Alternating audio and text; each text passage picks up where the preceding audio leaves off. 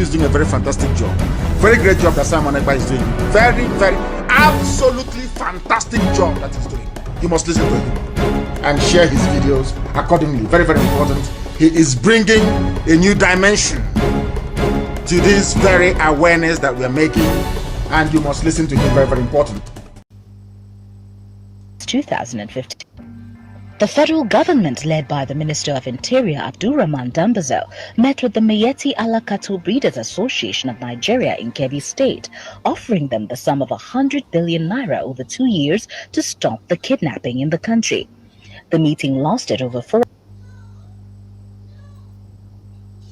hours on Friday as negotiations dragged on, with the association initially asking for 160 billion naira.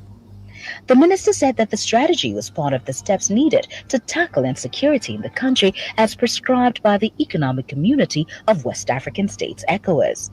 The herdsman crisis has risen since 2015 after Muhammadu Buhari became president. Their rampage has spread not only in the north but also throughout the southern zones of the country. The killings by the herdsmen has led them to be tagged the fourth most dangerous and deadly terrorist group in the world by the World Terror Index. The acting Inspector General of Police, Muhammad Adamu, who was also at the meeting in Kebbi State, added that over 1,000 people have been killed and many more kidnapped in Kaduna. However, he said that this intervention was necessary to bring the criminals to book. The Kebbi State Governor Atiku Bagudu said hosting the meeting in his state shows the seriousness of President Muhammadu Buhari's administration in tackling the security challenges in the country. Responding, the president of the association, Alhaji Muhammad Kirua, said the meeting would serve as a foundation for peace between the Fulani herdsmen and farmers and among Fulanis themselves.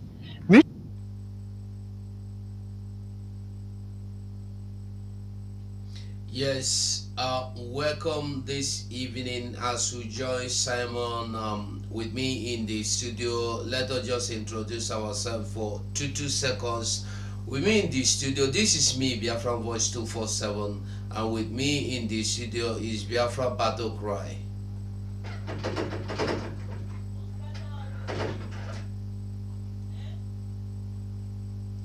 And then I'm here also with Mazeraf Ajere, Pastor Vam Vam Vam.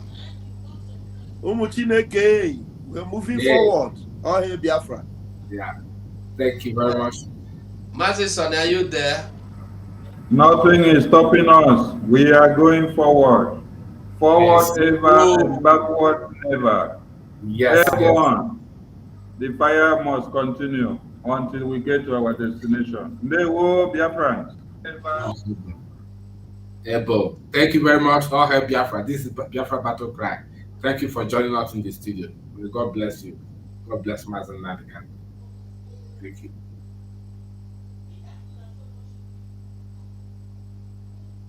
Put in.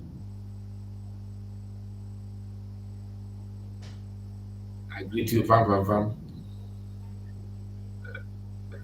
So I greet you too. Would seem to suffer some disabilities still. In fact, those disabilities they see as punishment, continued punishment for participating in the war. And in a country where we're all striving to forget the past and move forward to a brighter future, this constant reminder, this constant punishment, this constant reproach inhibited the Igbo through participation in Nigerian body politic. They would like to feel that in Nigeria they could aspire to any position. They would like to feel that there are no limitations to their contributive capacity in Nigeria.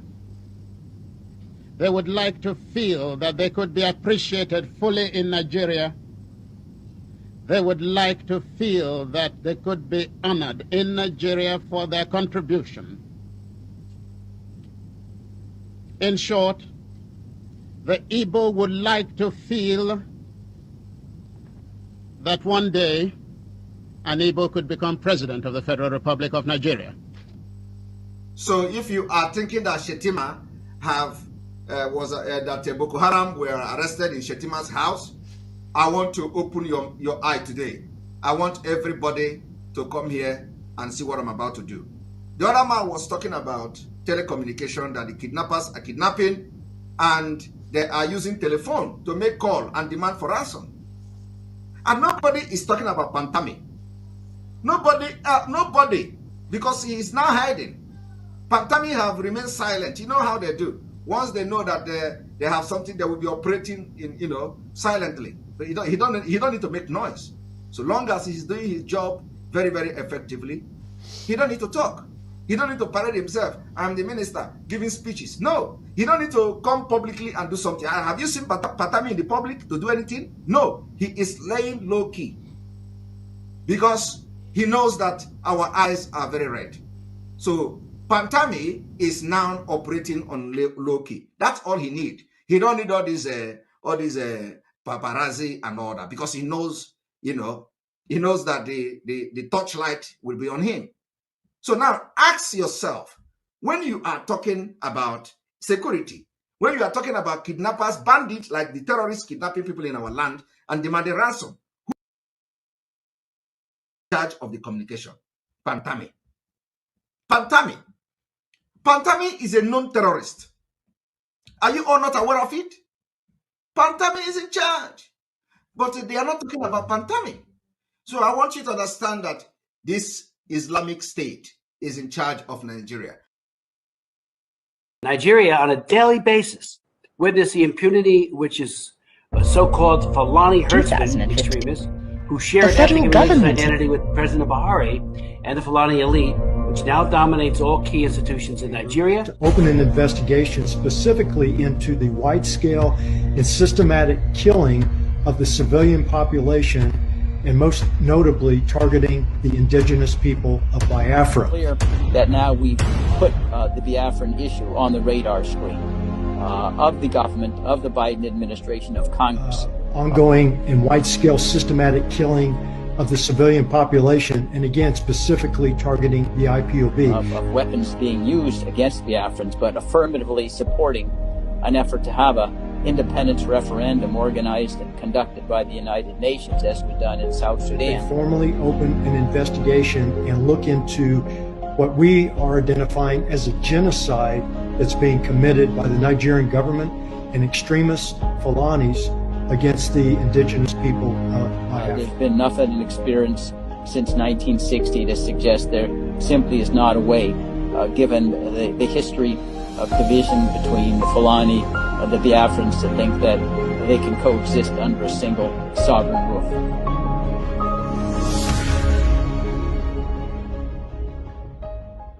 First of all, I'm just mind blown to be able to speak to Biafrans directly, and I can't wait to meet you directly, face to face, to touch, to hug, to shake your hand for being brave.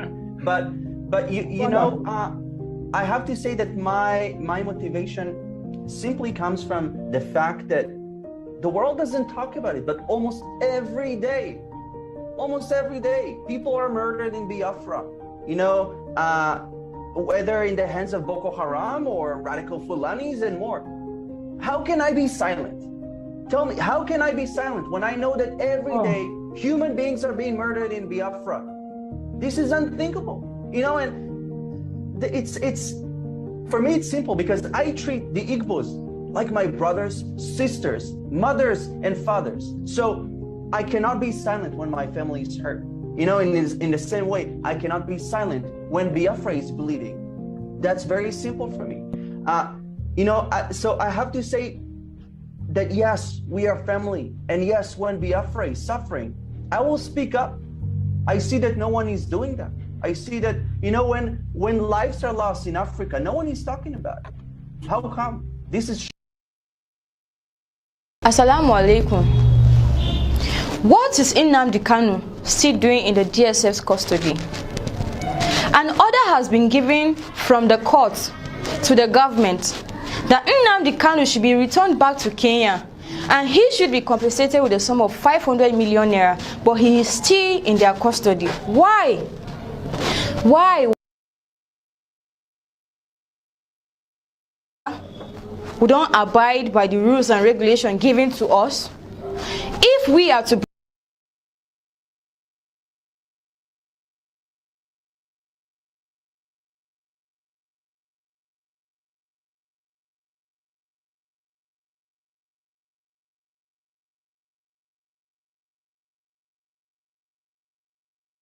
of the southeast and the northerners, because we the northerners are the ones being affected. Why? Because not I blame them. See, there is no way I will blame the southeast if they think of having their own nation with the way things are going, with the way our, let me say it that way.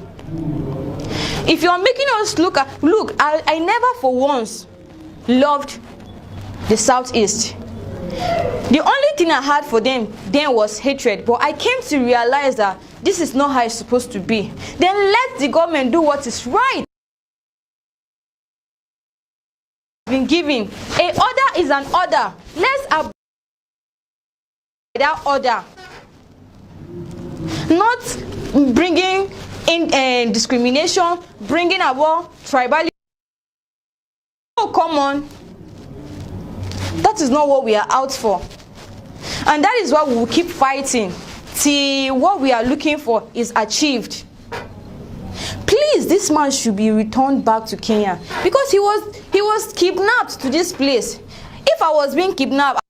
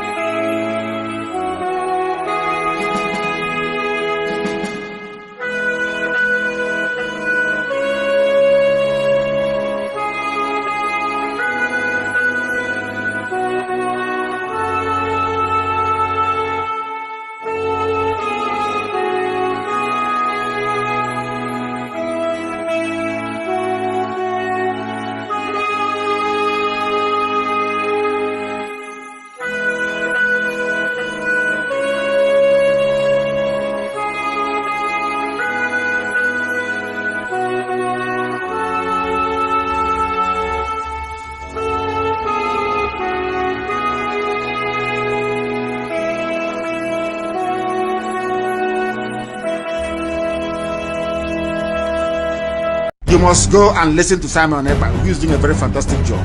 Very great job that Simon Ekpa is doing. Very, very, absolutely fantastic job that he's doing.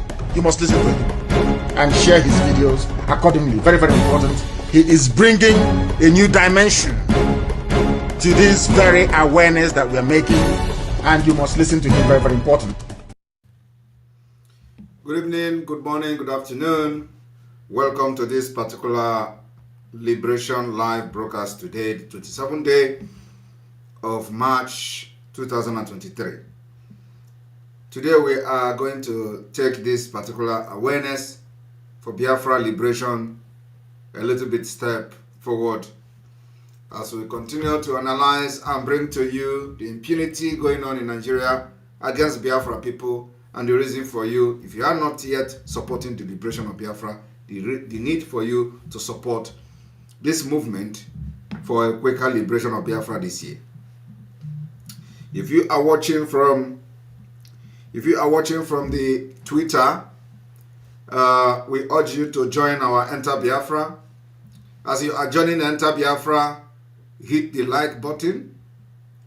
The like button is flashing with the heart.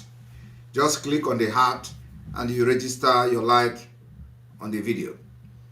If you want to scroll down to the comment, to read comment, just click on the green icon, green and black icon, which says latest comment.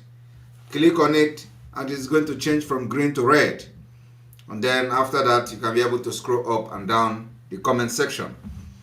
If you look at the comment section, you are going to understand that there is a little bit improvement. You can see the time of your comment added to it, because a lot of people requested that they'll need to see the time of comment and all that. Now you can see the time of comment. So we are still putting a finishing touch on the platform. And then the super chat is working very well. There is still this heart and all this glowing stuff on the super chat. When your super chat, when you make a super chat, it is going to appear to the screen for everybody to see, and then something can happen and you can choose whatever that you want to support the particular broadcast with your super chat. It's going to give you some special kind of glowing images or heart, as the case may be. And so we're making this kind of introduction for those who are just joining us for the very first time, because a lot of people are joining every day. So get yourself acquainted to the website, and we're also going to receive call today. For you to be part of the call, you must watch from the Enter Biafra, and there is no telephone number to call. You only have to click on the mic sign beside the video, beside the super chat. Click on it, and a new menu will open. You click on this message, and it is going to open call, and then you can place call on that. If you want to join us on video, you can click on the video and it will take you directly to the studio. So we have come this evening to continue to create awareness why we must leave Nigeria and why it must be this year. And today we come with the roadmap, also how the 594 Boko Haram members were released, and how they are abducting our teenagers, young people, women, molesting them, dehumanizing them in Biafra territory. So if you are watching from Twitter, we urge you to come and join, so that you are going to be part and parcel of this particular platform. This platform was built for Biafra people to be able to watch, so that nobody is going to control what we do here. Nobody is going to censor what we do here. We bring evidences to you, bring images to you, and you see it live and direct. All right, if you are watching from Twitter, you have to excuse us now. Come and click on the link and come to channel 2. And you are going to open this link and watch the broadcast live and direct. Thank you. All right, without wasting any of your time, we are going to start and go straight to the business.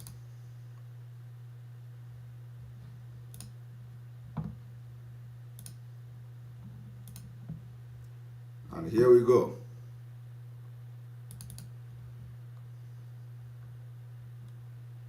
We begin in Gombe State, where a new batch of 594 former Boko Haram members have completed the federal government's deradicalization, rehabilitation, and reintegration program called Operation Safe Corridor.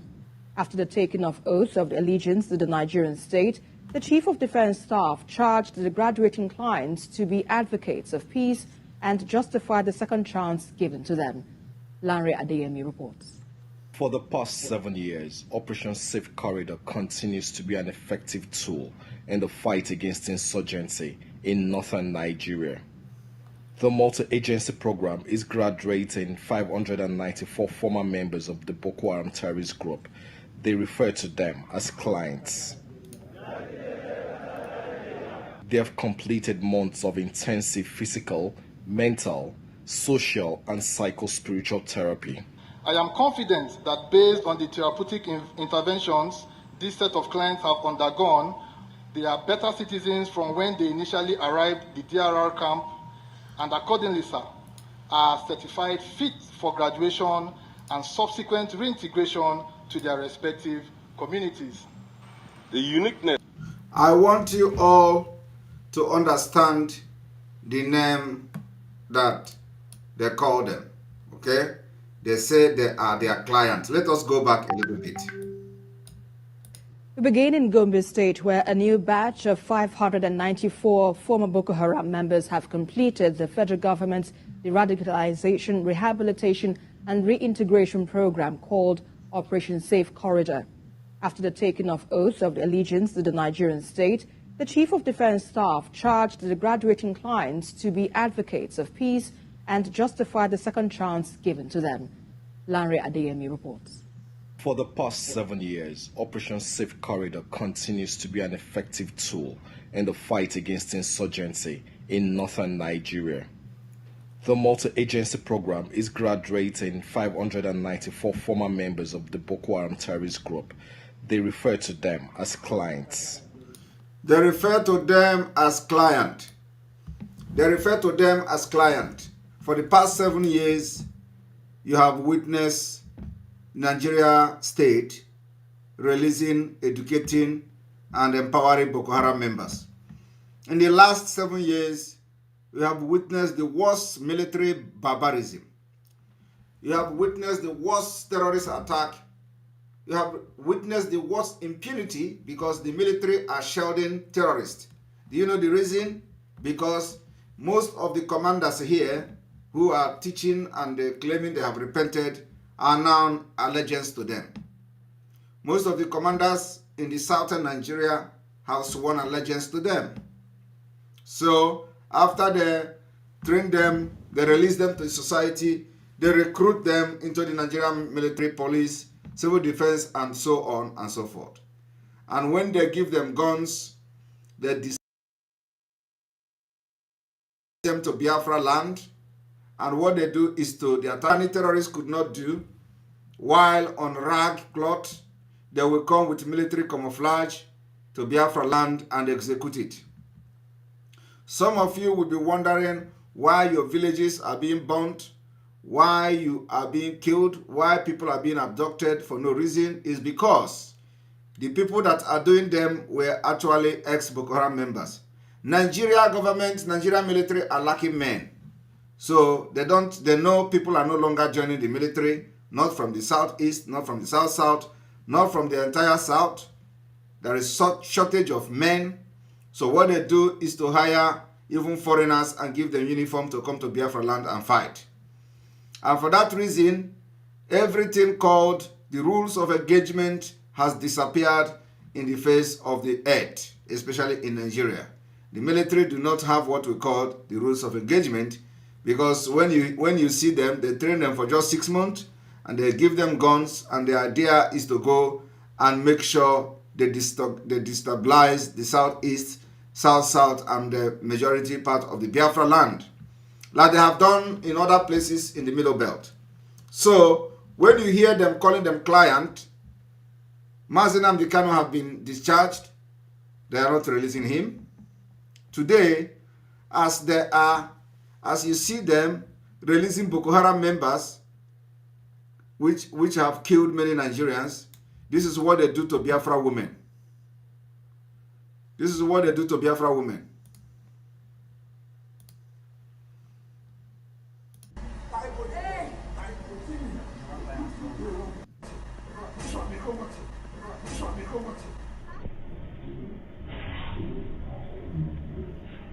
This is what they do to Biafra women. Look at the way he matched the woman. Look at the way he assaulted the woman. Look at the way he used his leg to match on the woman just to break her feet. This is happening in 21st century or in this 2023. Why Boko Haram is wearing nice white cloth, being pampered, recruited, and being paid salary and all that. Biafra woman, this woman is from Delta. Delta is in Biafra land. And according to the story, they wanted to arrest her son. The son was not around, and they have to now capture the mother. The mother of a person. The mother don't know what crime the son have committed. Now the son is not available. They have to now capture the woman, and this woman returning back to life or back to the family alive is not guaranteed.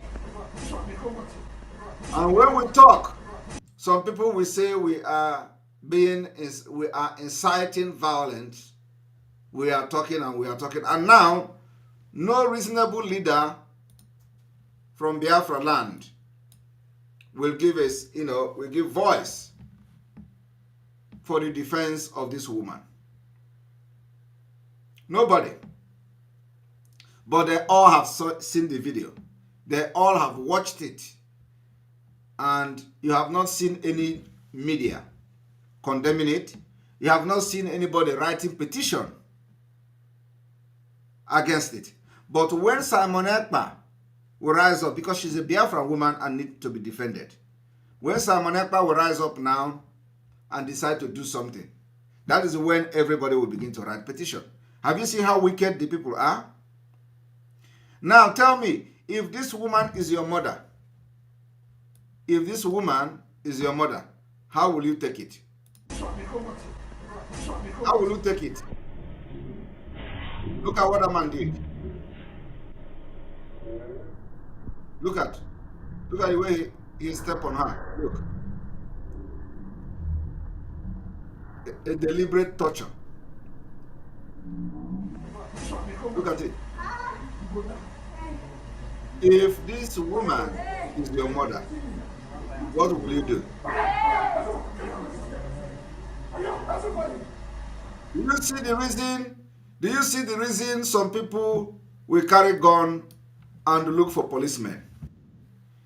Do you see the reason some individual will wake up in the morning and they will carry gun and they will be hunting for policemen? Do you understand? Because some of their mothers, their siblings has been killed. Just like this. Maybe this woman will never return back. The luck she has was because somebody recorded it. If there is no video, nobody knows anything about her. She's gone.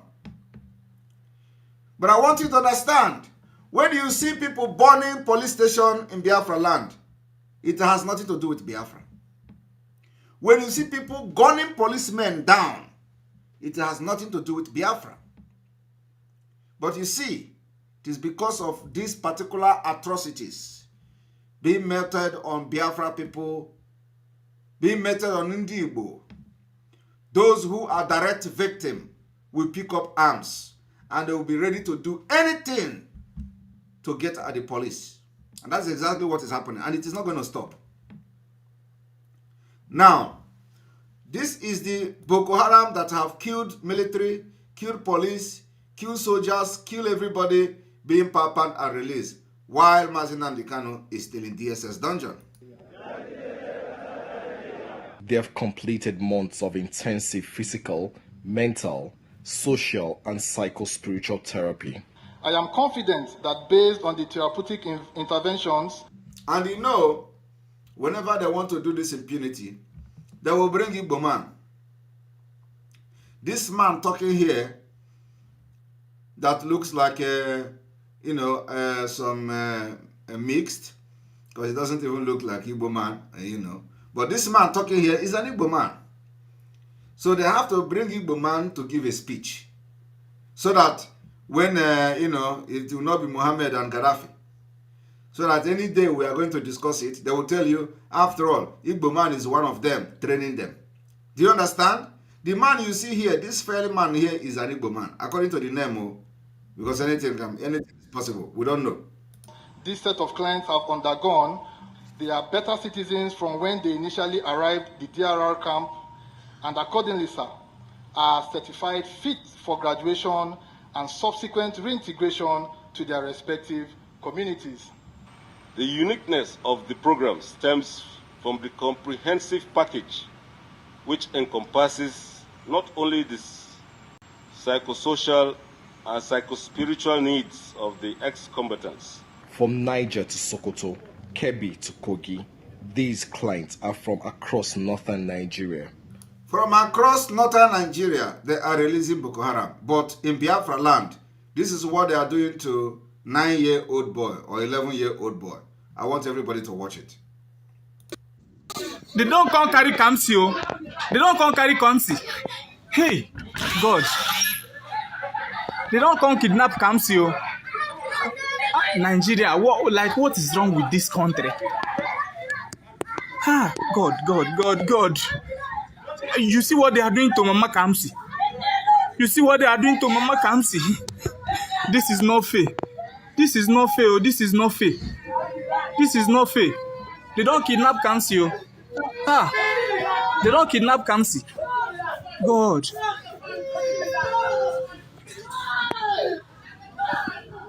They don't kidnap Kamsi.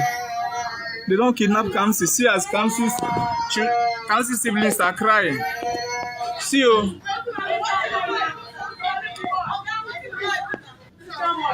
See you. Can you just imagine? Why they are kidnapping, molesting, and bringing everlasting trauma to this young boy who is age 10 or something. They are releasing Boko Haram here. 3 of them are from Niger Republic and 1 is from the Republic of Chad. The Boko Haram that the Nigeria government have released, 3 of them is from Niger Republic. Why 1 of them is from Chad? They even extended the heart of fellowship to across the border Boko Haram members captured in Nigeria. While in Biafra land, in the southeast, this is how they treat our children. Give them mental, make them to have mental trauma that they may never recover. Even if you release this boy tomorrow, he has been traumatized, which needed a very serious therapy to overcome. Can you just imagine? Can you just imagine? They are going, This is not fair. This is not fair. This is not fair. This is not fair. This is not fair. God. This is not fair. Hi. Hi. You can see what is going on here. Makamsi, what is going on? See, the world must hear this. The world, we just there on our own. You see what is going on? Makamsi, where are you going? Makamsi.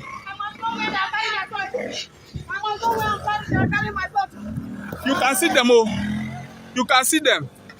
They are going with God. Why is this country like this? So somebody cannot stay in peace again. Somebody cannot do something in peace again. You can see what is going on here. You can see. Now, that is how they treat the children of. The Chief of Defense Staff wants these clients to justify the second chance given to them. They are giving them trophy.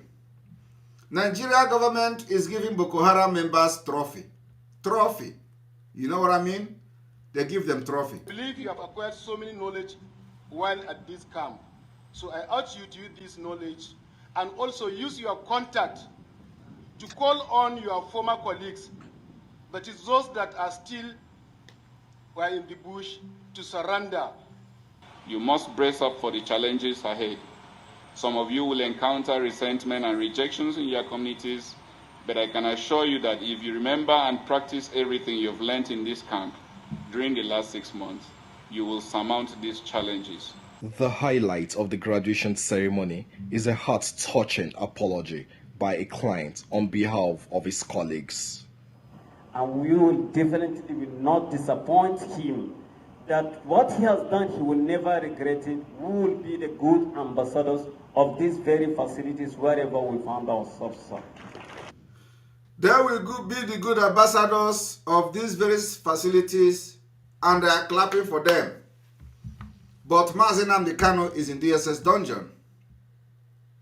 Mazi Nnamdi Kanu is not a terrorist.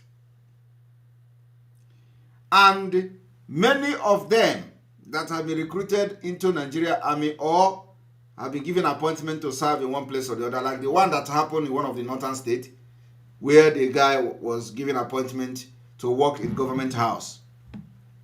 He still carry gun to go to do kidnapping and banditry. He come and still work in the government house. He carry gun, and he even recruited more of the police and the security agent in the government house to also work with them. Did you people not watch it? They claim they arrested him. He confessed and he said he's sorry. So he used the opportunity to penetrate the government. So most of these people you see today, they say they represent Boko Haram. They are on a mission. The mission is infiltrate, capture, and conquer. And that is exactly why the Afghanistan you see today is what it is. I want us to listen to the story of Afghanistan and how it has changed everything here. Fellow Nigerian, in search of excellence for Africa, my mission remains to create awareness, advance practical solutions, and transform mindsets via case studies. Together, let's midwife deliverance for our race, country, and continent. Please share this video. I am Dr. Israel Noyerem Davidson. Thank you. In 2001, US-led forces overthrew a Taliban-led Afghan government following the 9/11 attacks led by the Al-Qaeda leader Osama bin Laden. For the next 20 years, the US and allies enforced democratic ideals, built up Afghan security forces, and provided operational air cover. The Taliban continued to attack. Now, eventually, under President Trump, the US promised to pull out if Taliban agreed to stop attacks and hosting terrorist groups. Today, the Taliban militants have declared Islamic Emirate of Afghanistan and overrun most of the country at lightning speed with little or no resistance from the 300,000 US trained and heavily equipped Afghan forces. US general could not believe an army could crumble at that rate. I did not, nor did anyone else, see a collapse of an army that size in 11 days. There'll be many postmortems on this topic, but right now is not that time. It is believed the Afghan soldiers, though diehards, had unquenchable allegiance to jihadist ideologies practiced by Taliban. They were Afghan soldiers by day, Taliban at heart, and Taliban at night. A situation some suggest currently exists in Nigeria too. So Afghanistan was simply handed over to the mullahs to govern, based on their shared jihadist ideological leaning. The south and middle belt of Nigeria should wake up with urgency. The Afghan situation is cooking fast in Nigeria today. Afghanistan is number 1 on global terrorist list. Nigeria is number 3, second to Iraq. And then, thank you very much. That's Afghanistan. I want you people to understand that today, as a result of the Taliban taking over Afghanistan, before they took over Afghanistan, there were no repentant Taliban being released by the Afghanistan government. There were no repentant Taliban. There were no de-radicalized Taliban. But the military of the Taliban were secretly swearing allegiance to the Taliban. And they fought from the inside, and they captured the government, and they overthrew the government of Afghanistan. Today, after they have overtaken and overthrown the government of Afghanistan, coming and starting from Finland, the situation of Afghanistan has worsened from what it used to be.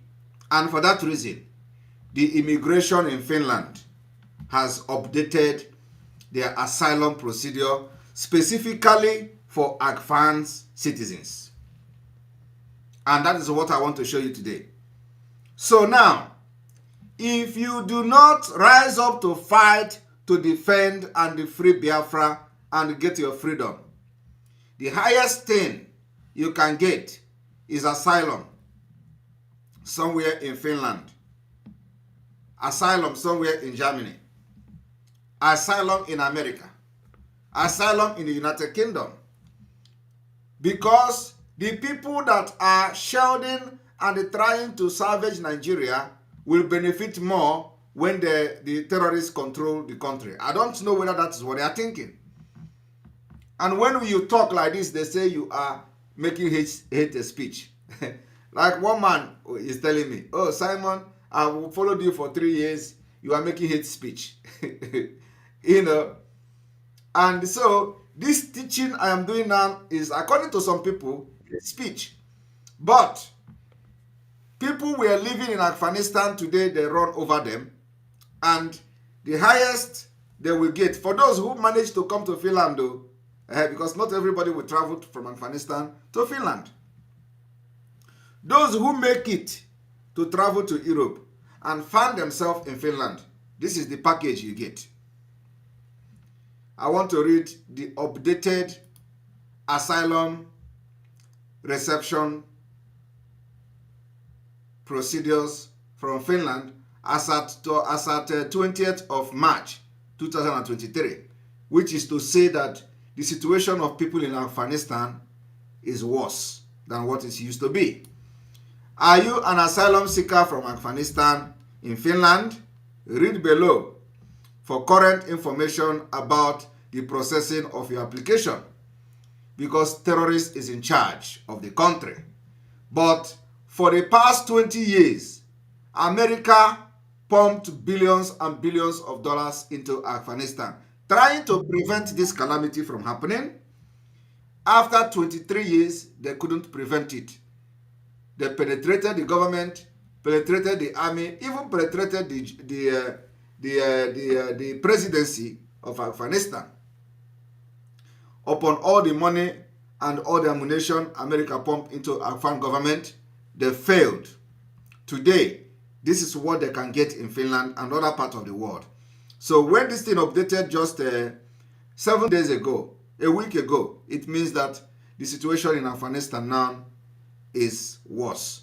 The Finnish Immigration Service has updated its guideline on the processing of asylum application from Afghans, specifically for them. So by the time Nigeria is down and you are fighting Simon Ekpa, you will be looking for how, when Canada updates their asylum application for Biafra people or for people fleeing from Nigeria, you'll be waiting for when United Home Office in United Kingdom updates their asylum application for people fleeing from Nigeria, from Tinubu and his group. Now, the changes concern especially you if you are an Afghan woman or girl who is in Finland, or you are a Hazara or a Sharia Muslim from the provinces of Nangarhar or Kunar, from the cities of Kabul, Mazar al-Sharif, and Kunduz. So what they are telling you now is that the situation of Afghanistan is worse in those areas, provinces that I'm mentioning now. And nobody can do anything to those residing in that place. So we are now talking about those who already found themselves in Finland. So how do you now leave this?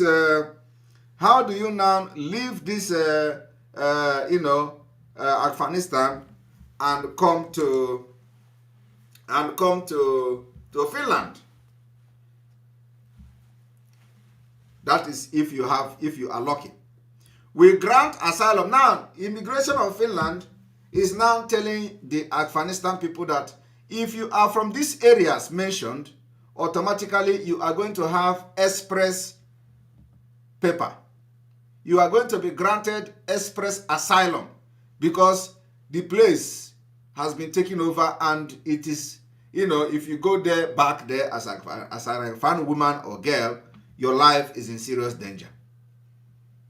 This is what we are running away from in Nigeria. This is what we are trying to avoid. Now, refugee status in Finland, we grant asylum refugee status in Finland to all Afghan women and girls, as well as Hazaras and Shia Muslims who come from the provinces of Nagara or Kunar, or from the cities of Kabul, Mazar Sharif, or Kunduz. Now, I want to reveal one secret to you. What is the similarity between Afghanistan and Nigeria? They say I am preaching hate speech. Do you know that you just heard that if you are from a Shia Muslim from Afghan, you will be granted, as a woman, you'll be granted asylum in Finland. What does that tell you? What it tells you is that the people that are killing people in those areas are not the Shias. Rather, they are the Sunnis. Do you know the religion that Boko Haram and the Buhari belong to? Both the late and the present one. Do you know the religion they belong to? They belong to the Sunni Muslims. And they are also against Shia Muslims in Nigeria. So when you hear that what is operating in Nigeria is the Taliban of Nigeria, don't doubt it. What you see why they are fighting Zakazi in Zaria, Zakazi is a Shia. Is a Shia leader in Nigeria. So they are fighting to eliminate them. Shia Muslims in Nigeria, they don't want to see them. The Sunni, which Buhari and all the Boko Haram members, including this Shetima, all of them represent, are the one in charge of Afghanistan. And that is why this particular video here is very, very important to you. We give you lecture, educate you so that you are not going to fall into the pit. You must listen to us and get yourself educated. Hello and welcome to A Spirited Debate. I'm Lauren Green.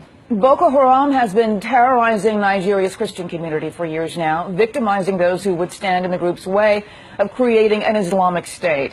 Christian Solidarity International is on the ground in Nigeria, working with victims to give them support they need. Franco Mayok is the program manager of Nigeria's projects and joins me now to explain the religious tensions smoldering in this region. Welcome. Thank you so much. You know, the interesting thing about Boko Haram, which I didn't know before, is that they really come out of Sudan. This is, and we know the strife that was in Sudan, where they broke the country in two. So explain where they come from. Well, I can put it this way. Nigeria, after independence, the first two missions they have, one was in London and one was in New York. The third mission after that was in Sudan. And there is a reason for that. Sudan is the shortcut to Mecca. Someone from Nigeria, they go through Chad and go to Sudan and then go to the Mecca for the pilgrim. The Mecca, to go to Mecca, yes. Right. Mm-hmm. And because of that, there are a lot of Nigerians who go to Sudan on the way to Mecca. Mm-hmm. And when they come back and they are poor, they stay there. Mm-hmm. And Sudan become their own country.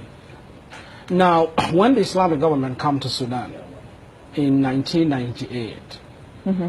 and their agenda was to Islamize Sudan in general, they were working with Nigerians. They were working with Osama bin Laden. When Osama bin Laden was pushed out from Sudan, he took with him one group of the terror, and then another group left in Sudan, and the third group was sent out to disturb the neighboring country. Part of those groups were Boko Haram, who were sent to Nigeria. And the idea is Sudan believed that the people who are ruling Nigeria now are not extremely enough, mm-hmm. like the way it used to be. So the Boko Haram, people who start Boko Haram, mm-hmm. they did the training in Khartoum with Osama bin Laden, and then they were sent to Nigeria. So there's all Al-Qaeda ties. It's all Al-Qaeda. Boko Haram is the Taliban of Nigeria. That is the way I can put it. Boko Haram is the Taliban of Nigeria. Boko Haram is the Taliban of Nigeria. I want you people, Boko Haram is the Taliban of Nigeria. Now, if you understand this particular phrase, then you must understand what I'm doing this evening. If Boko Haram is the Taliban of Nigeria, what does that tell you when the immigration in Finland is granting asylum to people who are Shia Muslims from Afghanistan? What does that tell you? What it tells you is that the terrorists controlling Afghanistan, which is the Taliban controlling Afghanistan, are not Shia Muslims. They are Sunni Muslims. So, and again, let us read. This is what you should do if you are a Hazara or a Shia Muslims from the above mentioned region, or a woman or girl, which it means that if you are in the region mentioned and you are a Shia Muslim, your life is under serious threat. Just like the life of Zakazi and his Shia movement is under threat in Nigeria. Exactly the same thing. So, can you now connect the dot?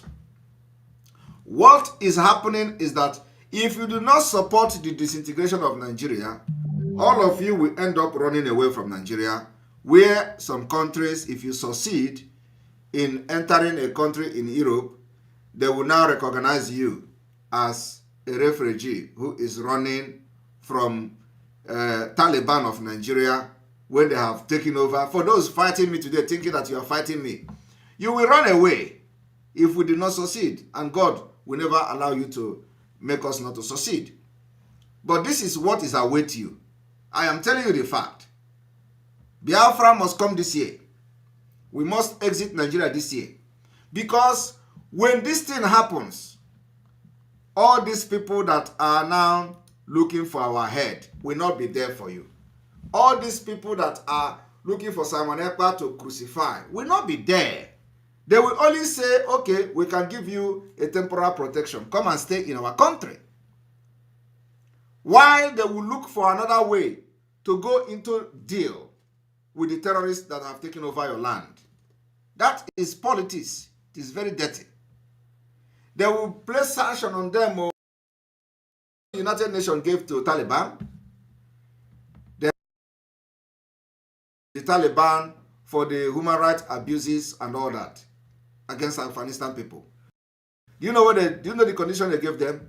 They say they must denounce Al-Qaeda before they can recognize the government of Taliban. Because there is nothing. And if Afghanistan have some kind of natural resources that interest the world, okay, they will be ready to go for it.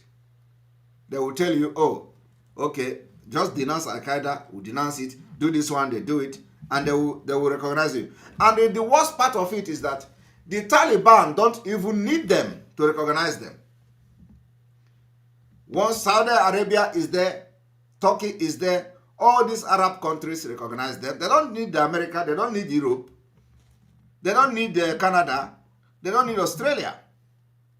They don't need anybody apart from the Arab country. And Arab countries will recognize them because they are the real Islamic State, which is the dream of every one of them. I want to make it very clear. I'm not against Muslims. I'm not against Islamic people. I have them very good people, very good friends. But the truth is that we cannot be forced to become what we don't want to be. So, for those thinking that Simon Ekpa is doing hate speech, this is the hate speech. And if this is the definition of hate speech, be my guest, because this hate speech I'm going to feed you with it. Today, people from Afghanistan, they are giving them asylum already. They're advertising it, say, come, if you are from this place, Just come and take your asylum. There is no need questioning you whether your life is in danger because they are telling you that asking you if you go back, will you be killed? Because if you go back, they will be killed. So I want you people to understand what we are doing. Because if you do not support the disintegration so that Biafra will get their independence out of this impunity, your situation will come to this level. And it will come very soon. But we will never allow that to happen. And that's why we have always maintained that with or without you, Biafra will come. So, again, because of the information I'm bringing to you today, connecting the dot, the people you see here are the Taliban of Nigeria, that they are now following the same template in a different radicalized way to Islamize Nigeria. This goes beyond petty sentiment or politics. It's about finding practical solutions to a national challenge. For the past 7 years, Operation Safe Corridors continued to de-radicalize and rehabilitate former Boko Haram members, removing valuable manpower from the insurgents and giving these clients a second chance at life. Landry Adiemi, TVC News, Gombe. All those things you just heard are all lies. Complete lie, fallacy. Who are these people that become members of Boko Haram? Who are they? Are they the disenfranchised or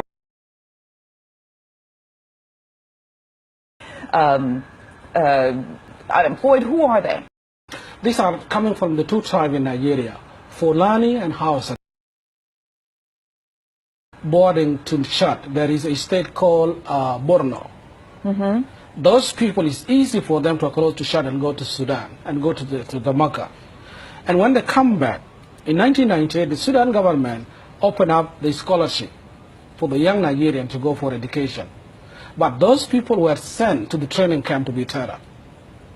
So they are the young Nigerian who are educated, who go to Sudan and they pretend they are going for a scholarship, and they were trained there and then sent back to Nigeria. And these are the Boko Haram? And those are the Boko Haram members. From January 2012 to July of 2013, Boko Haram bombed, burned, or attacked 50 churches, killing at least 366. Why are they going after Christians? They believe that they should be the one to rule the Nigeria, especially when Goodluck Johnson, the president, who is the president of Nigeria currently, is a Christian from the south. And I think that set them off, that how could the Christian be a president in the country that where there is a Muslim. They believe that the country should be ruled by Sharia law.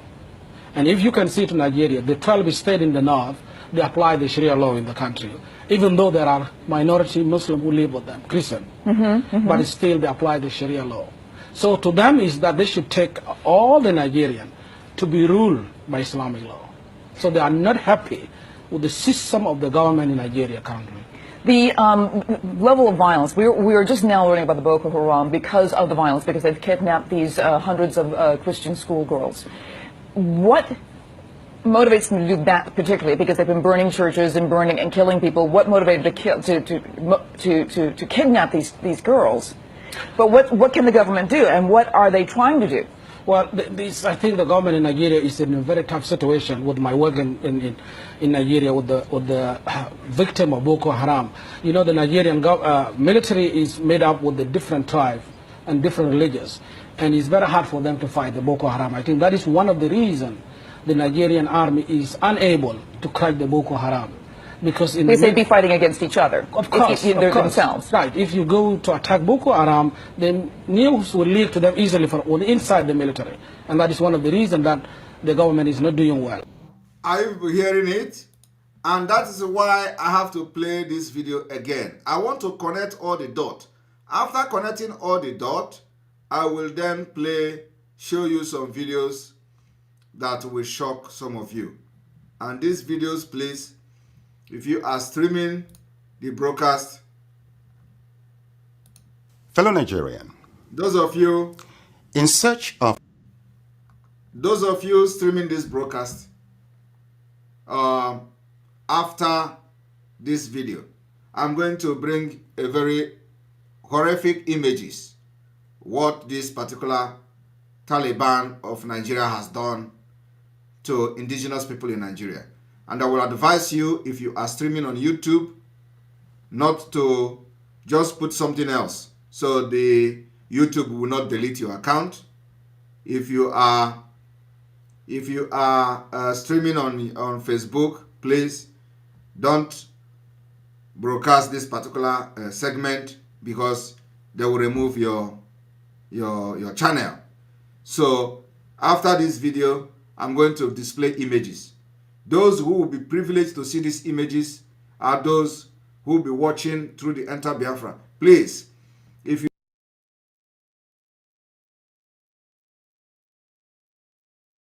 watch this particular segment that is starting from now after this video.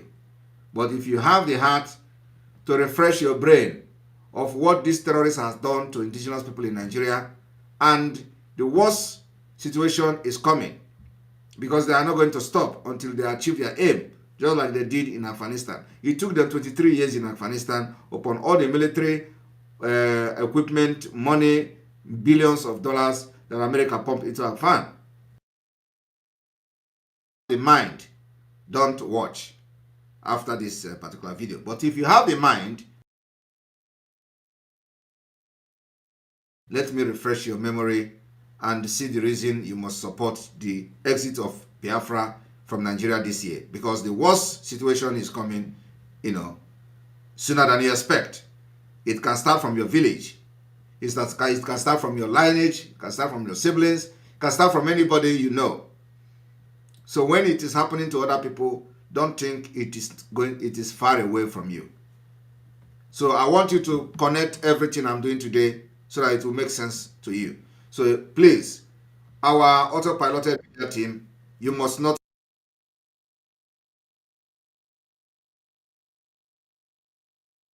If you want to see it after this video, I'm going to make it, announce it again before I start, so that it will not cut anybody unaware. All right.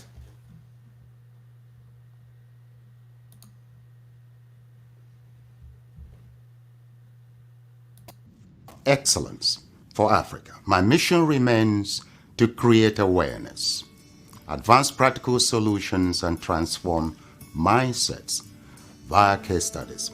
Together, let's midwife deliverance for our race, country, and continent. Please share this video. I am Dr. Israel Noyerem Davidson. Thank you. In 2001, US-led forces overthrew a Taliban-led Afghan government following the 9/11 attacks led by the Al-Qaeda leader Osama bin Laden.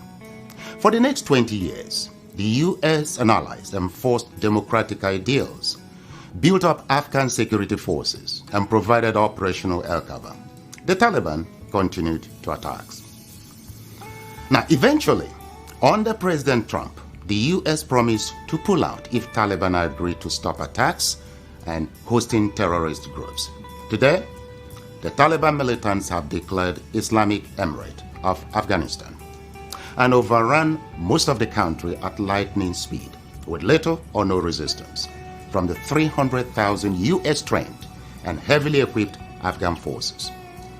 US general could not believe an army could crumble at that rate. I did not, nor did anyone else, see a collapse of an army that size in 11 days. There'll be many postmortems on this topic, but right now is not. Afghan soldiers, though diehards, had unquenchable allegiance to jihadist ideologies practiced by Taliban. They were Afghan soldiers by day, Taliban at heart, and Taliban at night. A situation some suggest currently exists in Nigeria too. So Afghanistan was simply handed over to the mullahs to govern, based on their shared jihadist ideological leaning. The south and middle belt of Nigeria should wake up with urgency.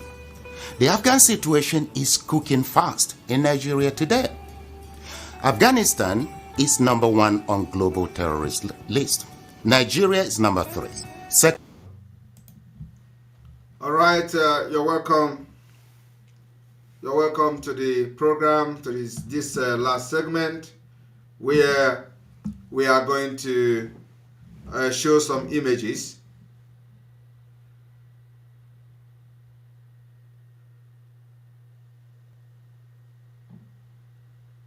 All right. Please, autopiloted media team that are streaming this broadcast, please, it is time to either put something cover your screen so that the idiot will not go and start reporting your page for deletion. And then those of you who don't have the heart to watch what I'm about to show you, please, I will also advise that you excuse us. Those of you watching through the Enter Biafra, please excuse us if you don't have the heart to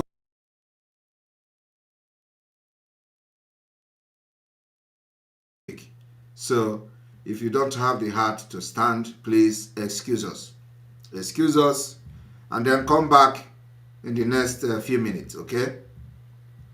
Come back like after 3 or 5 minutes. Please, come back after 5 minutes, please. Are you all gone? And those of you coming, are you in? We are going to put, after that jingle, the image will start coming. Let's go there. We are saying we want to be free. It is not only Biafra that is going to be free this year. A lot of nations will break. Nigeria is going to break into pieces. And we, the Biafra people, are going to make it possible. I am telling you now, it is not a hidden thing. It is going to happen this year. Those of you who are planning to have election in 2023, which is next month, you are going to fail. We will disappoint you and you will disappoint yourself. All right, here we go. I want you to understand that in order for them to achieve their aim of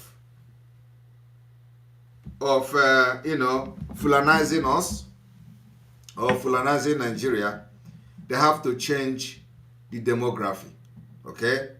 They have to change a lot of things through killings and all that. And here is just a reflection of what you already know. This is the reflection of something that has happened that some of you may have forgotten.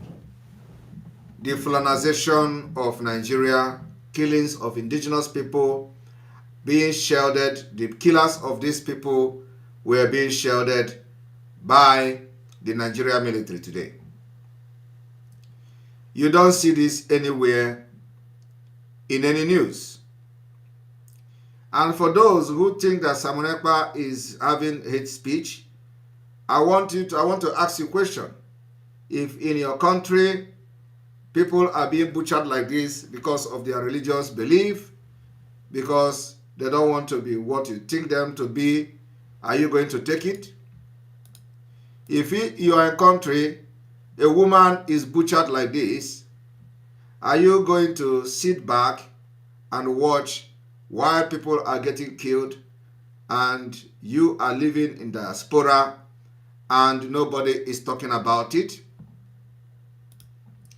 If you are in your country and children and women are being butchered like this, are you going to keep quiet and watch this thing happen when the government of Nigeria are directly responsible for this, supporting, aiding, and shielding the terrorists? If you are in your country, are you going to allow your citizens to be treated like this by the Nigerian military? And this military, you see, are part of the repentant Boko Haram that I have just shown to you today. Will you keep quiet and say, I don't want to be accused of being or inciting violence or hate speech and not speak against the injustice being meted on your own people?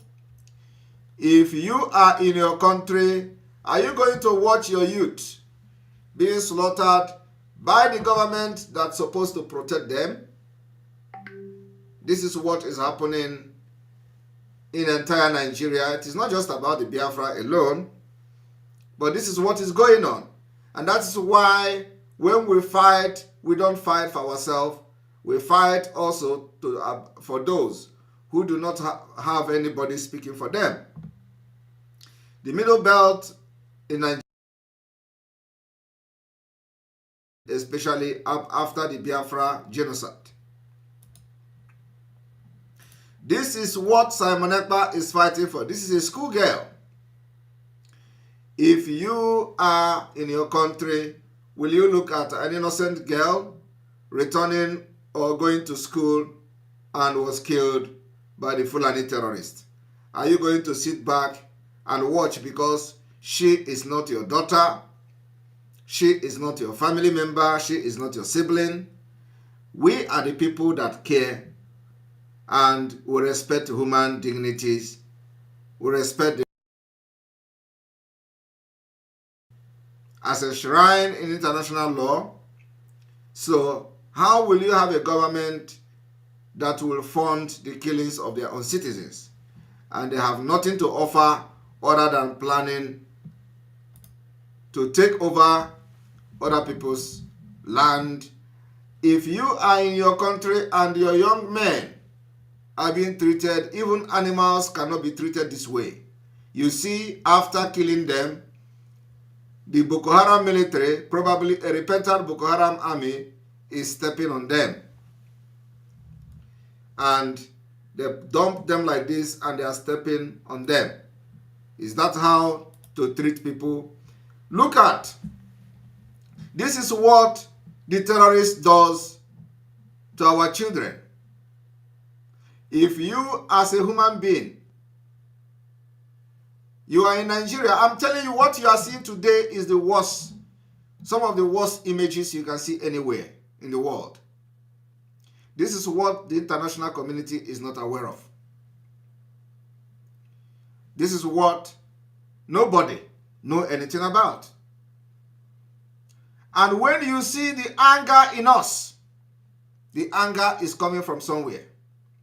When you see us being outraged on social media, shouting like mad people, it's because our eyes have seen it all. If you are in your country and something like this is happening,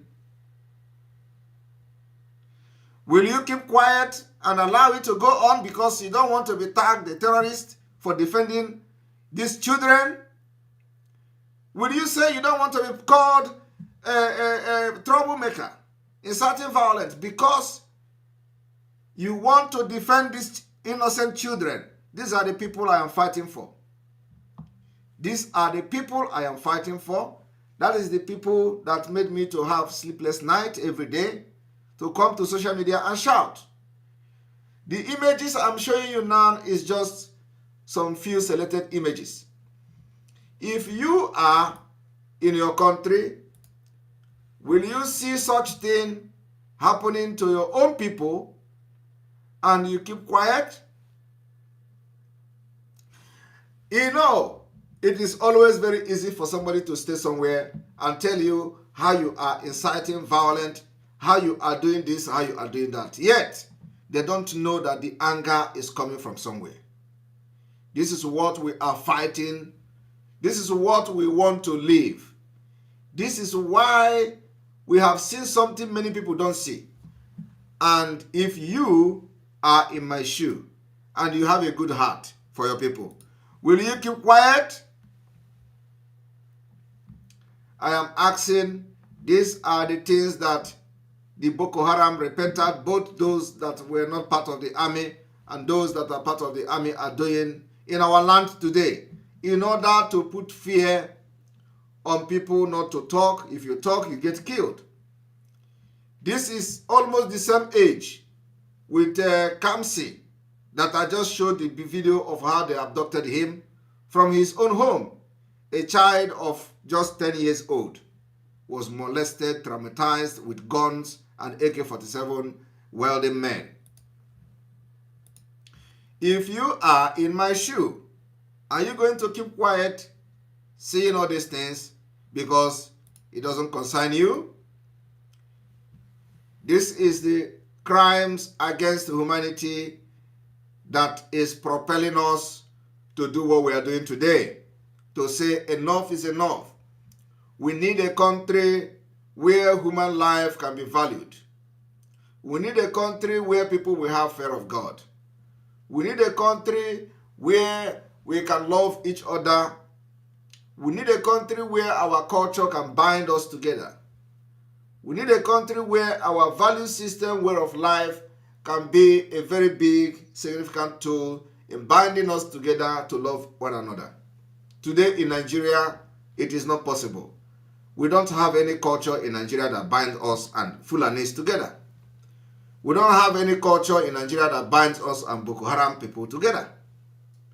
In Biafra, we have one culture that binds us together. We have the same way of life that binds us together. We have that bind us together. So if you are in my shoe, are you going to be in Europe or Finland enjoying yourself and allow your people to be killed this way? This is the handwork of Fulanese. You have not even seen any image. This is the handwork of the terrorist government in Queensland and turn it to Islamic State. And you have not seen anything. I want you to understand that when you see us talking, the anger is too much. And this particular platform today, the Enter Biafra, is serving its purpose, because with Enter Biafra, even when they will report, the highest they can do is to tell me to edit the broadcast, and I will edit it. But nobody can close it, because this is our own. So that you will understand why we are doing what we are doing, and the reason you must support the disintegration of Nigeria to end this impunity.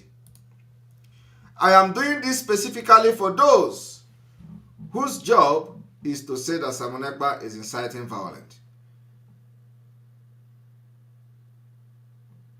I am doing this. This is the Nigerian army torturing Biafrans. I am doing this so that all of you will understand that there is a reason why you must support what we are doing.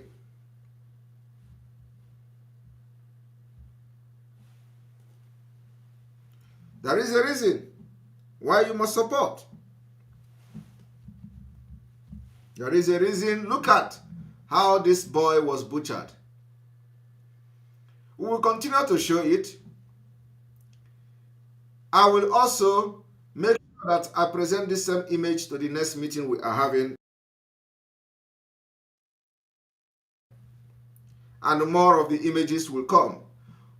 For the world to know that we have a genuine concern. We have a genuine concern that leaving Nigeria is the best thing that will happen to our people. If you are me, or if you are my, in my position or in my shoe, will you see a woman, innocent woman, butchered like this, and you keep quiet? Will you not do worse than what I'm doing? Will you not do something even worse than what I'm doing to see that your people will be free from this evil entity? If you are in my shoe, are you going to watch how people are getting killed every day and you don't raise armies to stand and defend the land whenever these killers come around? Are you going to fold your hand when there is opportunity or possibility to raise armies of men of valor that will stand in defense of these helpless women and children? Are you going to just be selfish? Are you going to be selfish and watch people being slaughtered like this in order to create fear and make people leave their ancestral land to IDP camps, and the Fulani comes to take over the land with the shield of the Nigerian army? Are you that selfish? Are you going to look as a kid that knows nothing in this life? His two eyes were plucked off by this nomadic terrorist. And this kid is sitting like this. The only sin he has committed was to be born in Nigeria. And this is happening in our own land. And we saw this and many more and decided to say enough is enough. We must fight. We must raise army. We must get weapons. We must build defense. We must make sure that they no longer slaughter our people again. Because at the end of the day, the highest you can get is to get asylum. The highest that the Western world can do to you is to grant you asylum. When they grant you asylum, other people you left behind, they are still there. I am living in Finland today comfortably. So if I want, I will become a callous. I will become heartless. I am comfortable. I can eat even 5 times a day if I want. But today, I am losing everything for Biafra to make sure that we made history and protect and save lives in our land. To make sure that somebody have to do something. And every mechanism must be put in place to make sure that we succeed in what we are doing. Today they tag us all manner of names. They call us terrorists, they call us this, because we raise armies of men of valor to make sure that these killings and the images you see today do not happen again in our land. This is the story, a true story of Nigeria, and it is happening all over Nigeria. It is not just in our land. The evidences are everywhere. So, if you come across this video I'm doing today, and going forward, because our platform is working very well now, going forward, we will be doing this every now and then, bringing different evidences of atrocities against our people that you can't see anywhere in the media. Maybe that will touch you to know that you can't continue to fight Simon Ekpa. You're not fighting me. Because tomorrow, it could be you. You know, one thing that sometimes amazes me is that some of the people that are attacking me on social media, calling me to come to Nigeria, if something like this happened in their village, there is nobody to defend them. Nobody. I am telling you, it is still the Biafra people and Simon Ekpa that will intervene. Some of them have nothing. There is nothing anywhere, not even vigilante in their village. They still depend on the security we provide. Whether they like us or they hate us, they're going to depend on that security.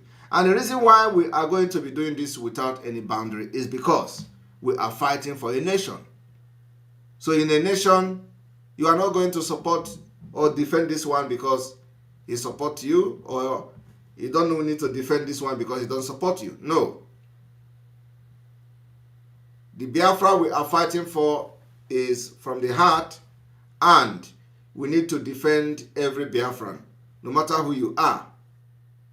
The foundation of protecting every Biafran, no matter who you are, is what we are putting in practice.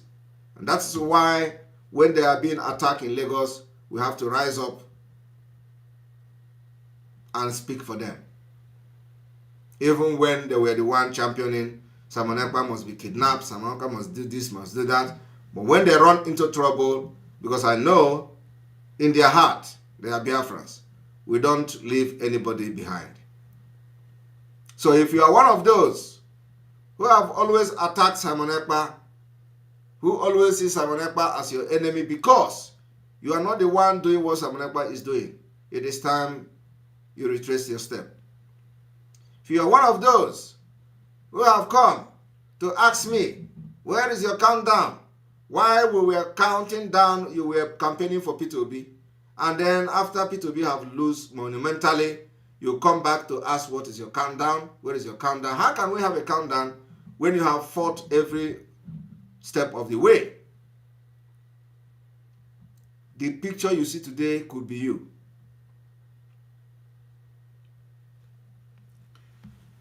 We are going to receive calls, and after this call, we will close. But before that calls, I have an announcement to make, a very important announcement.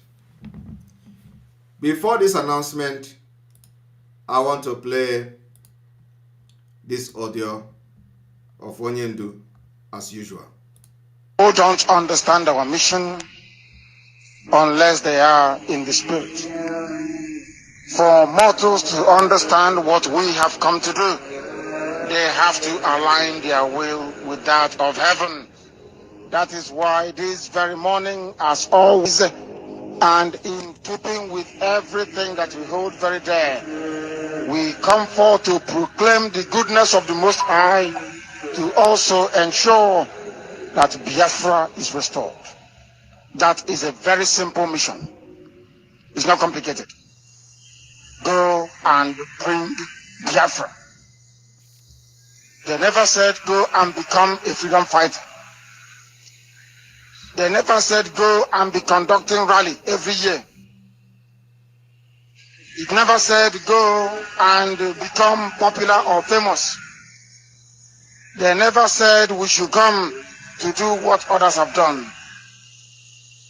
Okike said, pave the way. I have paved the way. I will command all the angels of heaven to make sure that IPOB is given enough protection to ensure that this my kingdom comes as it is here in heaven. That is our mission. That is our commission. That is our instruction. And we must execute it. We are truthful people. We are honest. We are sincere. We don't prevaricate. We don't retreat. We don't surrender, as our enemies have just recently discovered. They can keep lying. I told the zoo, and if you're a journalist and you're worth your salt, because I did not give them money, they don't want to write the truth.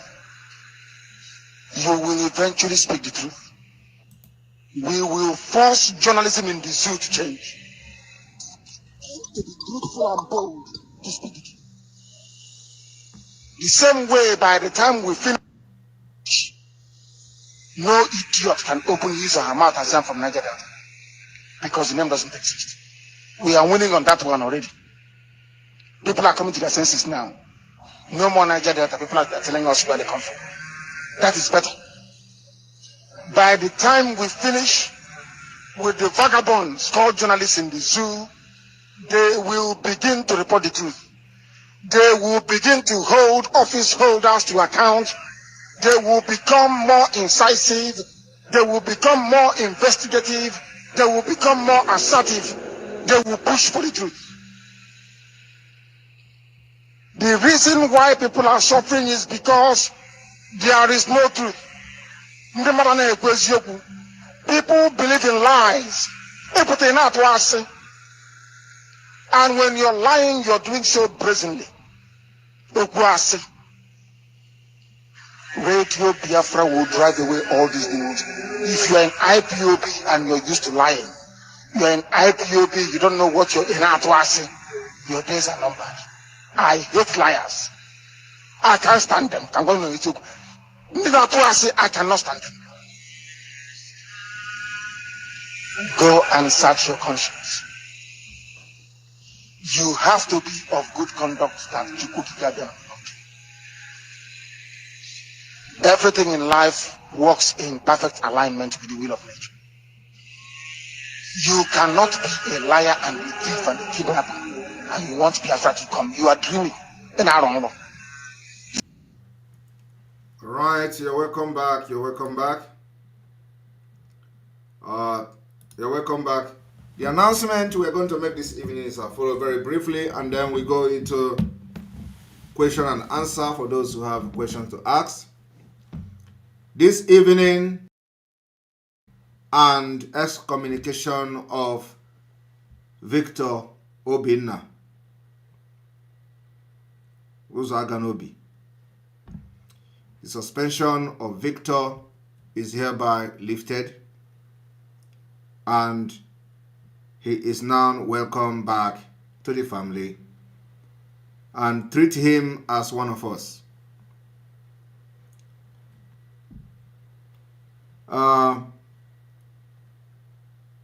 You go and conduct yourself. You know, I have not spoken with you. I have not contacted you. I have not, I know you have tried to reach to me, but I do not need to speak with you to know when things have changed. We will still be watching you with one eye. For now, from this night, your suspension is lifted. You're welcome.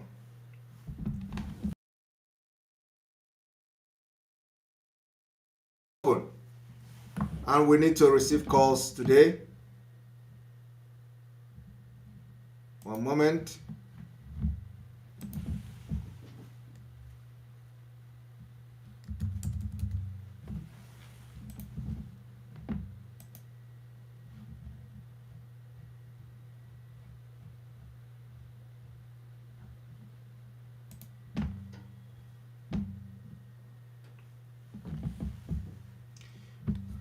If you want to make call, and if you're watching from Enter Biafra or the call is already coming, you're welcome to the program.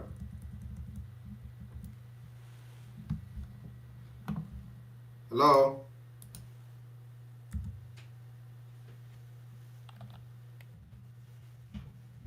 Hello?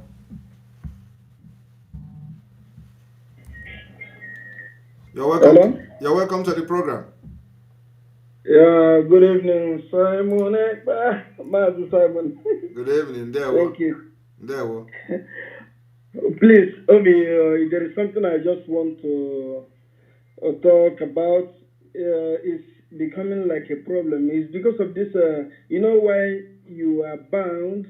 You are banned in this in YouTube and all that. It's because of these images. We, the people, we the Biafrans that are watching you, that are inside this Enter Biafra, we know all this. If you can keep them or minimize them, so that because there are many people that are sharing it in both Facebook and YouTube, this will enable the YouTube also to ban them. Thereby, we will lose the places that we can evangelize. I don't understand when you start watching me. When did you join this program? Me? Yes. Right from the time you started in 2019. No. When did you join this program? When did you join this program today? Oh, sorry. No, I joined late. Sorry. if I missed the point, yeah. Okay. All right. So that's why. Yes, that's why I'm asking that question, because I told everybody to either cover their screen and don't show it. You know, everybody streaming the program. I gave that particular notification before sharing it. So nobody that is broadcasting this particular program will air these images. So I already gave that warning before sharing it. So, and that's what we should be doing, because there are people who need to see these images and we can't just hide it anymore. Yes. We have our platform. That Exactly. is the dividend of having your own private platform. Okay. Yes. Thank you. Thank you so much. That's what I wanted to to share. All right. Thank you very much. Thank you so much. Thank you. All right. Bye. All right. You're welcome to the program.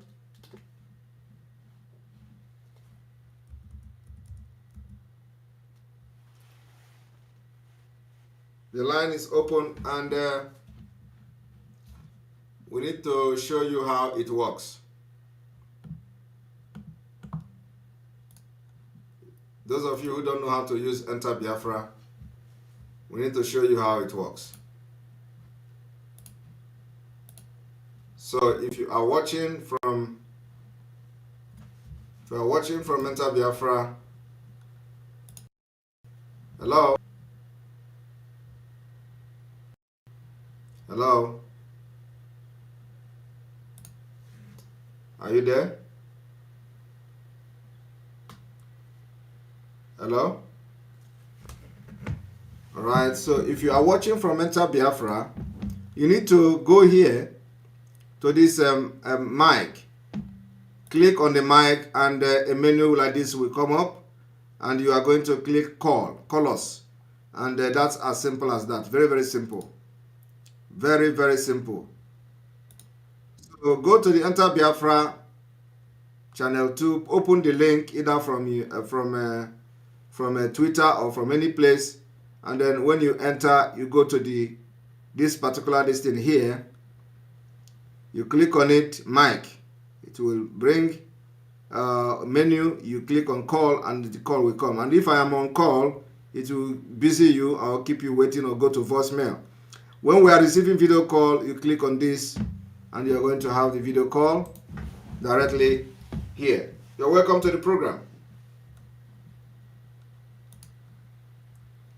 Hello?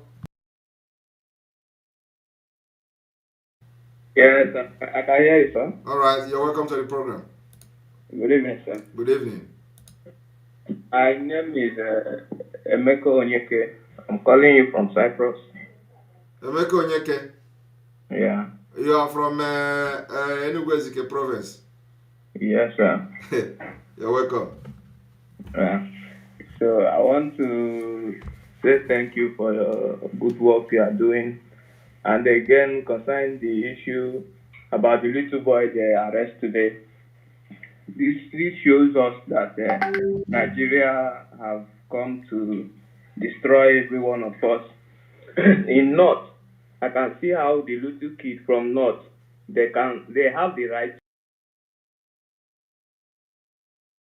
to do, but this little boy, only that the boy just speak his own mind. He didn't do anything, just he's doing his own thing, saying his own mind. These people come to arrest him, come to kidnap him, just like that. So, if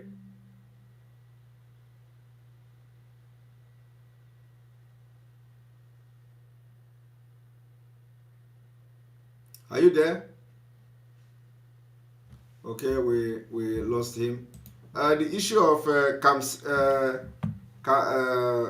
Kamsi, the little boy, we've given the local government chairman 48 hours, and I know that response have received some response from him.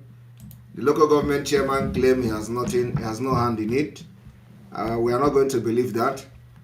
The local government chairman claimed that he is doing everything to see the boy released, that nobody know where they pick him to take him to. The king of the village or the king of the place also claimed that they have no knowledge about it. But we are holding the local government chairman responsible. So after 48 hours and the boy is not released, then they are going to hear from Biafra people. You're welcome. Hello. Good evening, sir. Good evening from here. Good evening from here. Thank you so much, yeah. I really appreciate what you are doing, sir. Thank you. I've been trying to reach you this enter Biafra, but it's like network. This is my first time of getting through. Sure. Wow, it is very, very easy. We really, as in, I don't know how to put the word, but I really appreciate what you are doing, sir. And God will continue to bless you, strengthen you more and more. I feel like, as in, I don't even know when tears is just falling out of my eyes by all this image coming out, and some of our Biafran brothers and sisters, they are still talking about one Nigeria. I don't know. I don't know where they put their brand. Many of them went to school and they're educated, and some of them have traveled to different countries and see how things run there. They cannot try to bring those things back to their home people. Rather, they are pushing one Nigeria, pushing themselves, endangering people, poor masses, endangering their lives, putting their life in it, because the way they have access to internet, there's many people that don't have the same access they have, but they are using their own to endanger people's life. Because if they can use that internet and propagate the word of Biafra out, even though if they did not mention Biafra, but the way they will put it, people will understand that. Are you there? Are you there? Oh, we lost him. Please call back, call back. The line is on, the line is on. The line is on. You're welcome to the program. Yes, sir. Hello?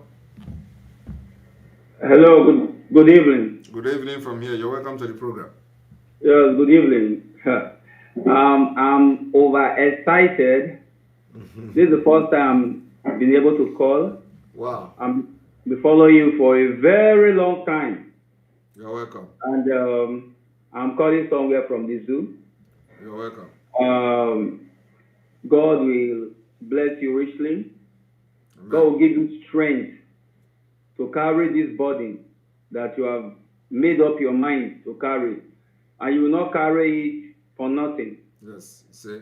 And for giving us hope that this year we are going to get Biafra, we are very much assured, and personally I'm very happy, and I believe you. That spirit that is following you, that is leading you, that is controlling you, that spirit will give us Biafra. But please, I want to beg you for something. Right. I saw the chart of map of Biafra that you brought out in your last broadcast. Yes. And I was a little bit hot with that map because I'm from Esa Central in Edo State, and my uncle was a Biafra soldier. Okay. That was how I knew I'm a Biafran. My uncle, my direct uncle, two of them was a Biafra soldier. I met them alive. They told me everything about the Biafra war. My dad was a bomb disposer. He's still alive till today, and he told me about Biafra. So I was surprised when I saw the map, and I did not see my location in the map. So please, what is happening? Where did you see the map? The 32 states that you listed out. The 32 that you listed out on YouTube, there's a map that contains the 32 states that you listed out. And those 32 states that you listed are the ones that came out from data, which is 4 states. I did not see my location. I did not see my location there. How can you see your location? When did you see map?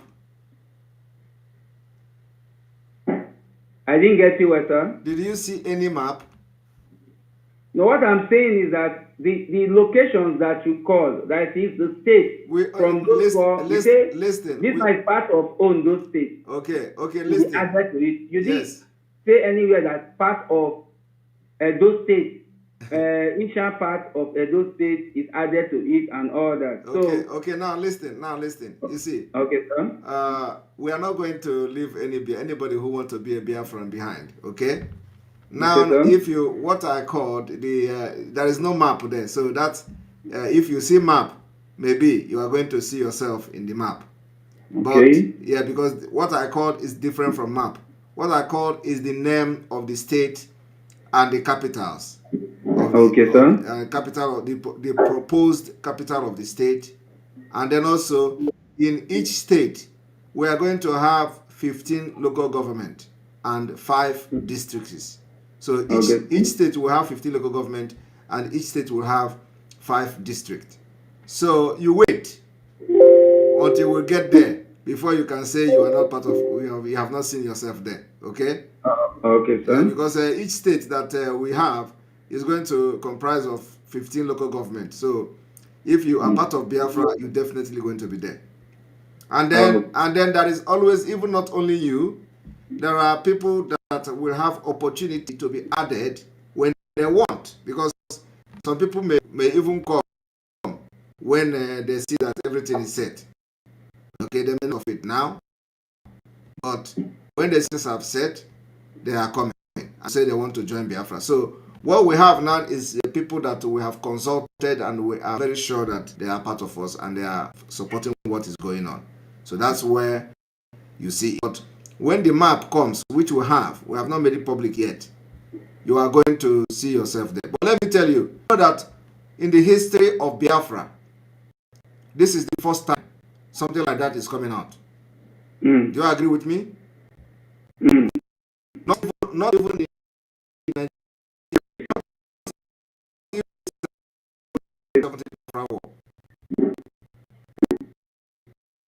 the history of Biafra struggle. This is the first time ever that there is a structure, a state structure. This particular state structure did not start today. Okay? It did not start from us. It is something that they have done, a job that they have done many years ago. But you know, people have activated, and those behind the scene have to believe that yes, the right people are now here before this kind of thing can start coming out. So it did not just come from nowhere. And sir, this the Fulani, they have taken over all those areas from Auchi down to Ekoma, down to, as if you are going in the road to Benin, from Ekoma to Benin. They have taken over all the bushes. Even if you go into the town, they are not everywhere. Any place they kill, any place there are terrorists and killing people, let our intelligence know. Just come to a program like this and say it, and leave the rest. Sir. Yes, thank you very much. Thank you, sir. Yeah. All right, the line is open. Those people that are writing me about some questions, somebody wrote me, some of these questions, are not really something that I will start addressing, but I want them to call and ask those questions. For those who are, if you know that I responded to you to call. Don't call me on WhatsApp. I am not taking WhatsApp call. If you want to call me, you go to enter Biafra and call. We have stopped taking WhatsApp call. I don't know why you are calling me on WhatsApp.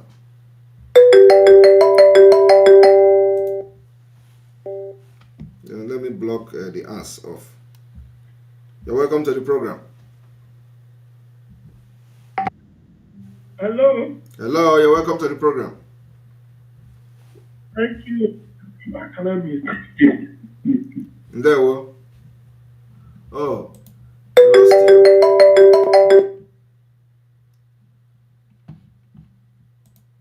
You're welcome to the program. Hello, someone. Am I not coming out? You are coming out very clear. Go ahead. Okay, perfect. My name is Elvis. I'm calling from Benin. Hello. Hello, I'm hearing you. Go ahead. All right. So, if I'm coming out loud, then because your voice. You are coming out. Your voice is coming out 2 times on my phone. Okay, so off your distance, off what you are watching from. Or mute. Yeah, like mute yourself where you are listening to me from Enter Biafra. Are you Okay, there? let me just call back. Let me call back. Oh my goodness. All right. Are you there?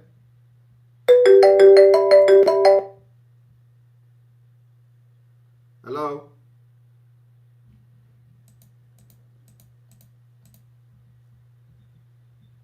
Hello? Okay, we can't hear you at all.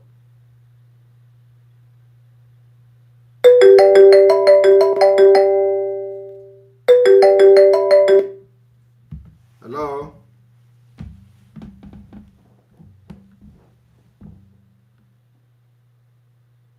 Hello?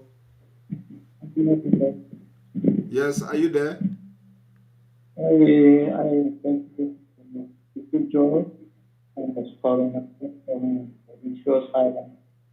I can't hear you. Okay, I'm calling from Rituals Island, and I've been watching your program since all this while. Okay. I thank you for your good job. I thank you for all you've been doing. Thank you. Yeah, good morning, sir. Good morning. I thank you for the good job. I've been watching your program from Mauritius Island. From Mauritius? Wow. Yeah, from Mauritius Island. Yeah, thank you, sir. Thank you. Thank you. Yeah, I thank you. I thank you for your good. I thank you for your good work. Thank you for the good job. Thank you. Yeah. All right. All right. Those asking how they can share on Enter Biafra, if you look at those asking how they can share on Enter Biafra, look at the screen that is share on Facebook, share on Twitter, share on email, share on all the share is there. Just look at if you are using phone, look at on top of the screen. If you are using a laptop or so, also check here. Let me show it to the screen so you can see. It is very easy to share. If you look here on top of here, you're going to see share. This is Facebook, this is Twitter, this is tweet, and then if you click on this plus, you are going to see many possibility, many channels to share. You're going to see Facebook, LinkedIn. You see this copy link. You see Facebook Messenger, PayPal. You see this Mastodon, Parler, we, Google Room, Classroom, Twitter, Pinterest. All of them, Kik, Skype. And then they go on and on. You can send the email. You can see Reddit. You can see Threema. You can see WordPress, Amazon Wish, Yahoo Mail, WhatsApp, everything you can share to almost every social media here. So you see Line, you see Live Journal, you see MySpace, all of them are here. So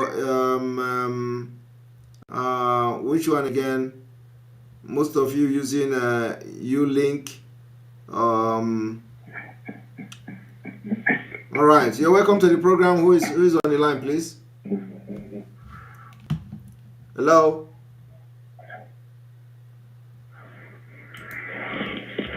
Hello.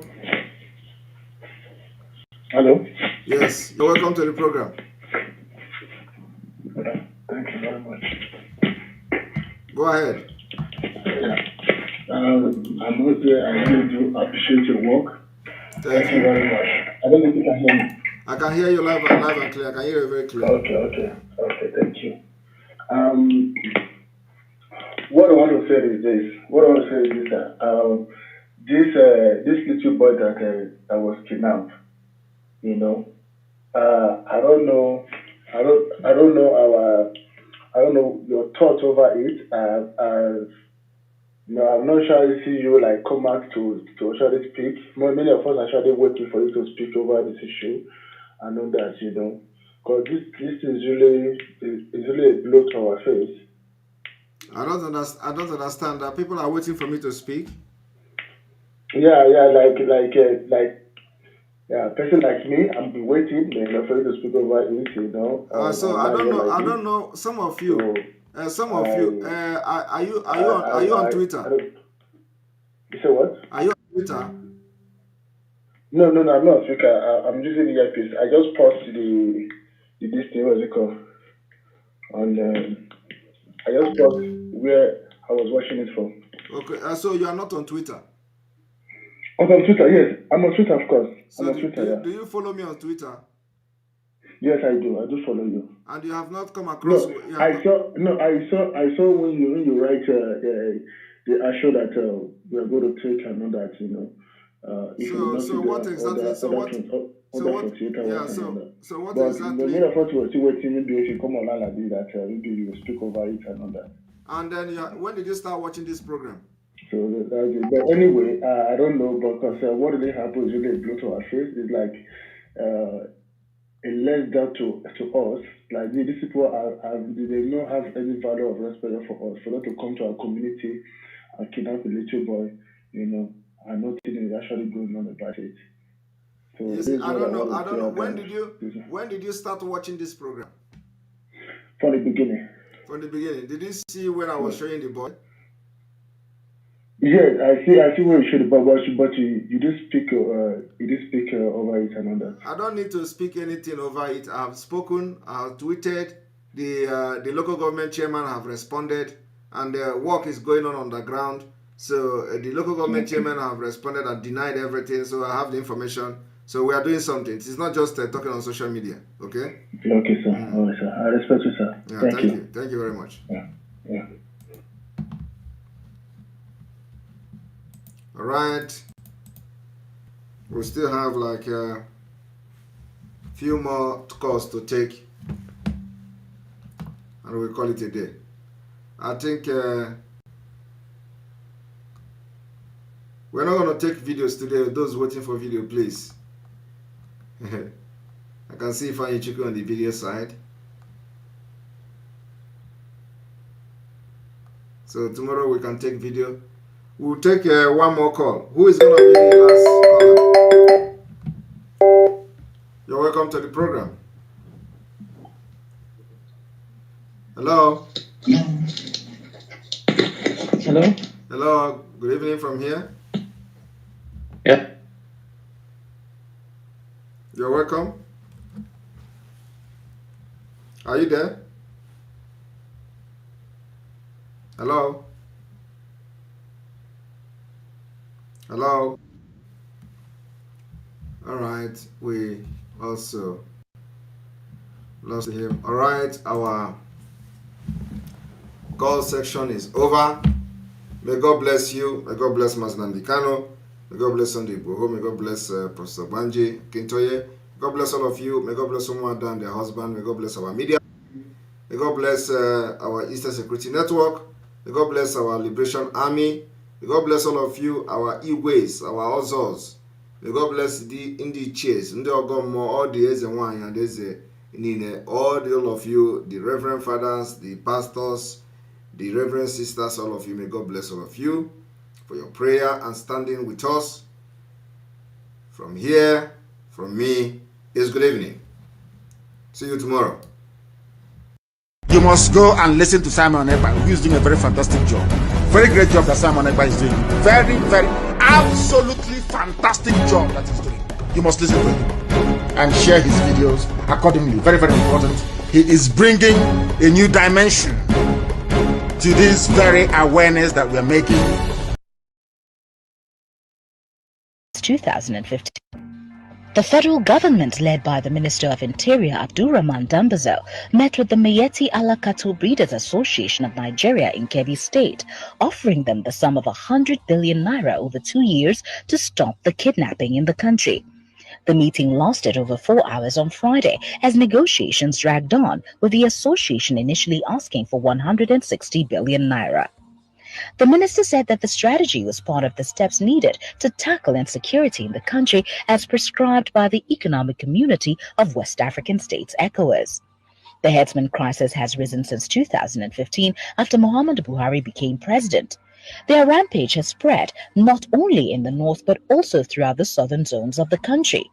The killings by the herdsmen has led them to be tagged the fourth most dangerous and deadly terrorist group in the world by the World Terror Index. The acting Inspector General of Police, Muhammad Adamu, who was also at the meeting in Kebbi State, added that over 1,000 people have been killed and many more kidnapped in Kaduna.